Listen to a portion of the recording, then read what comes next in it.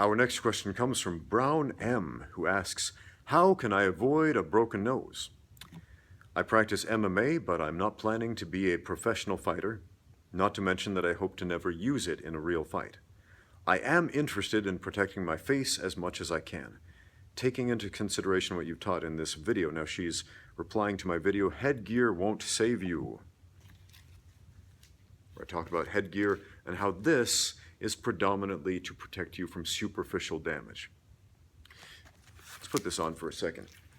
So what does headgear actually do for your nose?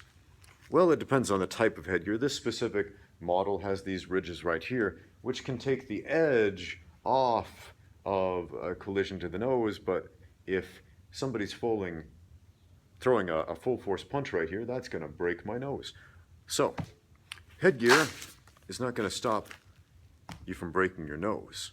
And even if you have one of those headgears with a big old bar or a cage over your face or something, what that's going to do is teach you bad habits. Here's the thing. Here's what saves you from a broken nose in a fight. The position of your head. If my head is directly straight up and down, like it is in everyday life, normal good posture, standing up, talking to people, talking to you like I am right now, what do I do with my head? I lead with my nose. I lead with my face. I lead with my eyes. And so if I do this in a fight and a punch comes at me, boom, what's the first thing that connects? The nose right there, the most prominent thing in the face. Or if they're aiming a little lower, boom, the chin, and then you get knocked out. Or if they aim a little higher, boom, right in the eye, then you're blinded. Okay, so how do we avoid that? Well, change your head position ever so slightly. A lot of people say tuck the chin. I don't give that cue because I think it's confusing. Because when people say tuck the chin, they do this and then they can't breathe and they strangle themselves. And that's a terrible way to fight because you have to be able to breathe. So what should you really do? Well, tilt the head.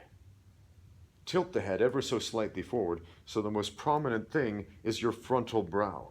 Not the nose, but the frontal brow. If your hands are up and they're aiming for the nose, look, those hands will intercept.